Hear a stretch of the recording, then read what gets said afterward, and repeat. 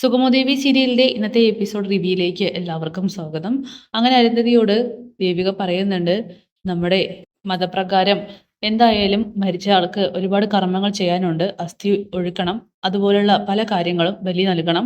അതുകൊണ്ട് മേഡം എത്രയും പെട്ടെന്ന് അതിനൊക്കെ തയ്യാറാകണമെന്ന് പറയുമ്പോൾ ഇതൊന്നും കേട്ട് ഒരമ്മയായിട്ടുള്ള അരുന്ധതിക്ക് അത് സഹിക്കാൻ കഴിയുന്നില്ല. അവരാണെങ്കിൽ ഒന്ന് നിർത്ത് ദേവിക, എൻ്റെ മകൻ ഋഷി മരിച്ചിട്ടില്ല എന്ന് പറയുകയാണ്. എന്താ മേഡം, എന്താ പറഞ്ഞ്? മേഡത്തിന്റെ മകൻ ഋഷി മരിച്ചിട്ടില്ലായിരുന്നോ? അതെ, എന്റെ മകൻ ഋഷി മരിച്ചിട്ടില്ല. അപ്പൊ പിന്നെ നന്ദനെ പോലീസ് എന്തിനാ അറസ്റ്റ് ചെയ്യാൻ വേണ്ടിയിട്ട് നെട്ടോട്ടം ഓടുന്നത്? ഋഷി മരിച്ചതിന്റെ കേസിലല്ലേ? അങ്ങനെ അരുന്ധതിയാണെങ്കിൽ കുറച്ച് സമയത്തേക്ക് ഒന്നും മിണ്ടുന്നില്ല. അത് പിന്നെ ദേവിക, ഋഷി മരിച്ചിട്ടില്ല. ഒരു പ്രത്യേക സാഹചര്യത്തിൽ ഈ നാടകത്തിലൊക്കെ തന്നെ എനിക്ക് കൂട്ടു നിൽക്കേണ്ടി വന്നു എന്ന് പറയുമ്പോൾ എല്ലാം എനിക്കറിയാം മേഡം. മേഡം ഇനി ആദ്യം മുതൽ വിവരിക്കേണ്ടതില്ല. എല്ലാം അറിഞ്ഞു വെച്ചുകൊണ്ട് തന്നെയാണ് ഞാനിപ്പോ ഈ എസ്തപ്പാൻ ചേട്ടനുമായിട്ട് ഇങ്ങോട്ട് വന്നിരിക്കുന്നത്. ആ നിൽക്കുന്ന ആളെ കണ്ടിട്ട് നിസ്സാരക്കാരനാണെന്ന് കരുതണ്ട. 4-5 കൊലപാതകം ചെയ്ത് ജയിലിനകത്തായിരുന്നു. ഇപ്പോ ഇറങ്ങിയിട്ടേ ഉള്ളൂ. അദ്ദേഹത്തിനെയും കൂട്ടിയിട്ട് ഞാൻ ഇങ്ങോട്ട് വന്നത് പലതും പറയിപ്പിക്കാൻ വേണ്ടി തന്നെയാണ്. അതുകൊണ്ടേ മേഡം പറയാതെ തന്നെ പല കാര്യങ്ങളും എനിക്കറിയാം. ഋഷി മരിച്ചിട്ടില്ല എന്നും പിടിക്കപ്പെടുമെന്നുള്ള ഒരു അവസ്ഥ എത്തിയപ്പോൾ അവരെ മേഡം ഇവിടെ നിന്നും കടത്താൻ ശ്രമിച്ചതും എല്ലാം അറിയാം. ഇതൊക്കെ കേട്ട് അരുന്ധതി പറയുന്നുണ്ട്. ദേവിക, അത് പിന്നെ അങ്ങനെയൊക്കെ ചെയ്യേണ്ടി വന്നു. എന്നാലും മേഡത്തിന്റെ മനസ്സ് ഇത്രയ്ക്കും ക്രൂരത നിറഞ്ഞൊരു മനസ്സാണെന്നും ഒരിക്കലും പ്രതീക്ഷിച്ചില്ല എന്നൊക്കെ പറയുമ്പോൾ പറഞ്ഞുള്ള ദേവിക, ഒരു പ്രത്യേക സാഹചര്യമായിരുന്നു. എന്ത് സാഹചര്യം മേഡം?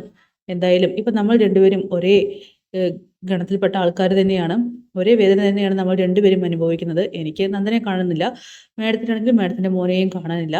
പക്ഷെ നമ്മളിപ്പോൾ ചെയ്യേണ്ടത് പരസ്പരം പരാതി കൊടുക്കുക എന്നതാണെന്ന് പറയുമ്പോൾ എന്താ പറഞ്ഞ് മനസ്സിലായില്ല? അതെ, ഞാൻ എന്തായാലും നന്ദന്റെ കാര്യങ്ങളെ ചൊല്ലി പോലീസിന് പരാതി കൊടുത്തിട്ടുണ്ട്. പക്ഷെ അതൊന്നും വലിയ കാര്യമില്ല.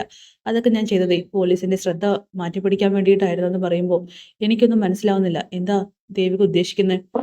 അതെ, ഋഷി എന്റെ കസ്റ്റഡിയിൽ വളരെ സേഫ് ആയി തന്നെയുണ്ട്. ക്രിസ്തപ്പാൻ ചേട്ടനാണ് അവനെ നോക്കിക്കൊണ്ടിരിക്കുന്നത്. എയർപോർട്ടിൽ വെച്ച് ഞങ്ങൾ അവനെ കടത്തി. എന്താ നീ പറഞ്ഞ്? എന്റെ മോനെ തട്ടിക്കൊണ്ടുപോയെന്നോ? അതാണോ നീ ഉദ്ദേശിച്ചത്? അതെ മേഡം, ഞങ്ങൾ തട്ടിക്കൊണ്ടുപോയി. അവനെ ഉപദ്രവിച്ചിട്ടൊന്നുമില്ല കേട്ടോ. സേഫായിട്ട് ആരോഗ്യവാനായി തന്നെ ഇരിക്കുന്നുണ്ട്. പക്ഷെ വേണമെന്ന് പറഞ്ഞ എസ്തപ്പൻ ചേട്ടൻ ഒരു അടിയൊക്കെ കൊടുക്കും. ദേ ദേവിക, നീ എന്താ ഇപ്പൊ പറഞ്ഞേ? എന്റെ മോനെ മര്യാദയ്ക്ക് പുറത്ത് വിടറി. മേഡം മിണ്ടാതിരിക്കെ. തോക്കെടുക്കാനും വരട്ടാനൊന്നും നിൽക്കേണ്ട. ഞാൻ പറഞ്ഞല്ലോ, ഇദ്ദേഹത്തെ ചെറുതായി കാണണ്ട. അങ്ങനെ എസ്തപ്പാൻ പറയുന്നുണ്ട്. മേഡം, എനിക്കൊരു കൊലപാതകം കൂടി ചെയ്യാൻ വയ്യ.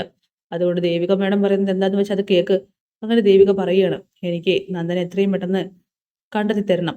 നന്ദൻ എവിടെയാണെന്ന് നിങ്ങൾക്കറിയാം. നിങ്ങൾക്കുപരി നിങ്ങളുടെ കൂട്ടുകാർക്കറിയാം. ആ കെവിനും ഇസബലയ്ക്കും.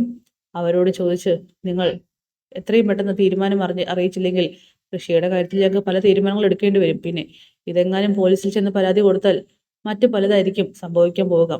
എന്തായാലും നിങ്ങൾ ഞങ്ങൾക്ക് തന്നതുപോലെ തന്നെ തിരിച്ചടി ഞങ്ങളും തരാൻ തീരുമാനിച്ചു എന്നൊക്കെ അരുന്ധതിയോട് പറയുമ്പോൾ അരുന്ധതി ആണെങ്കിൽ ആകെ പതറി പോകുന്നുണ്ട്. മേഡം, എടുത്തുചാട്ടൊന്നും കാണിക്കണ്ട.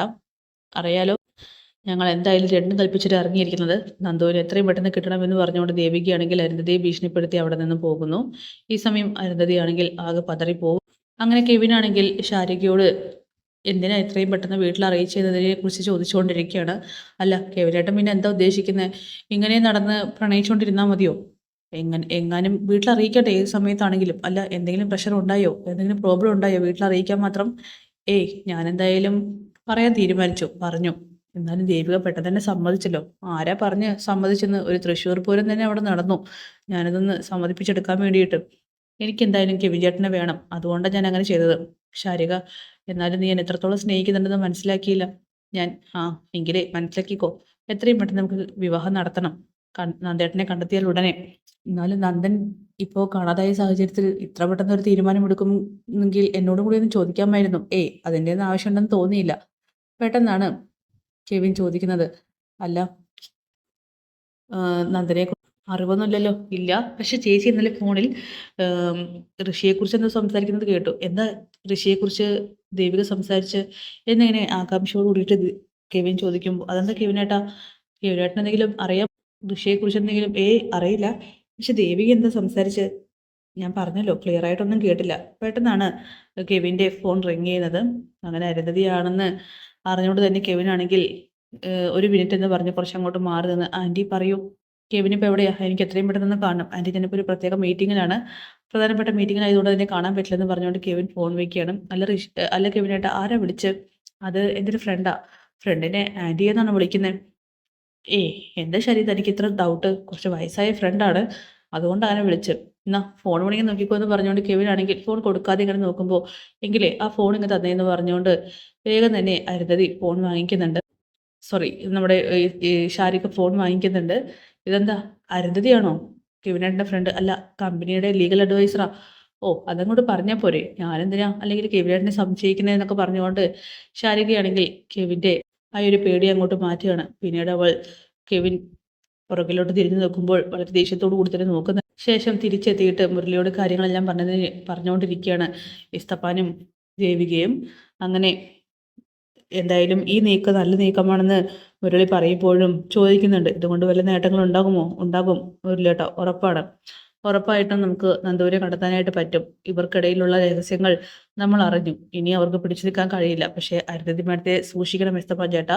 ഇവിടേക്ക് വീണ്ടും ആളുകളെ വിടും. കാരണം അവരെ എനിക്ക് നന്നായിട്ട് അറിയാം. ഒരു കാര്യം തീരുമാനിച്ചാൽ അത് നേടിയെടുക്കാൻ വേണ്ടി ഇവരെന്തും ചെയ്യും. അതുകൊണ്ട് എസ്തപ്പാൻ ചേട്ടനും എലിയമ്മ ചേട്ടത്തിയും സൂക്ഷിക്കണമെന്നൊക്കെ പറയുമ്പോൾ, മോളെ ഒരിക്കൽ കൂടി അവരിങ്ങോട്ട് വന്നോട്ടെ.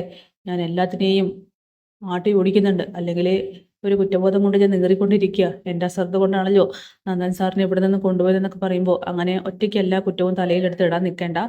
എന്തായാലും അതങ്ങനെയൊക്കെ സംഭവിക്കേണ്ടതായിരുന്നു എന്നൊക്കെ ദേവിക പറയുന്നു. ഏലിയമ്മ പറയുന്നുണ്ട്, നന്ദൻ സാറ് ഇവിടെ നിന്നും പോയതിന് ശേഷം ഇത് തന്നെ എസ്തപ്പാൻ പറഞ്ഞുകൊണ്ടിരിക്കുന്നത്, ഒരു പ്രായശ്ചിത്തം ചെയ്യാൻ വേണ്ടി കാത്തിരിക്കുകയാണെന്നൊക്കെ ഏലിയമ്മയും പറയുന്നു. അങ്ങനെ അരുന്ധതിയാണെങ്കിൽ രണ്ടും കൽപ്പിച്ചുകൊണ്ട് വീണ്ടും ഇസബല്ലയെ കാണാനായിട്ട് എത്തുന്നുണ്ട്.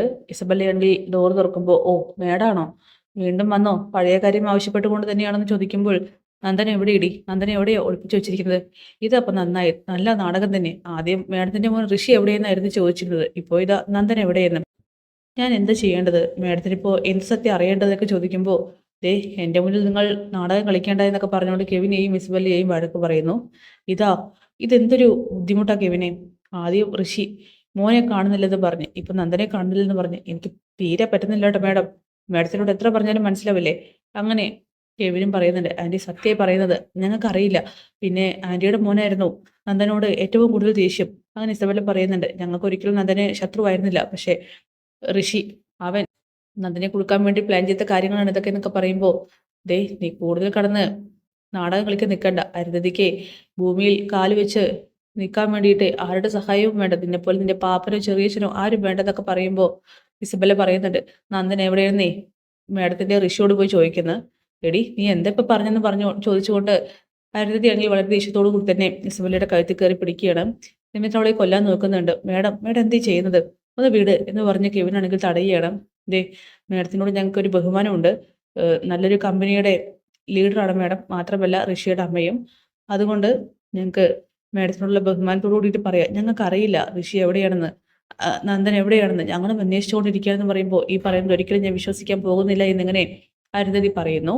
അപ്പോൾ അതൊക്കെ കാണിച്ചുകൊണ്ടാണ് എപ്പിസോഡ് അവസാനിക്കുന്നത്. നാളത്തേക്ക് എപ്പിസോഡിനായിട്ട്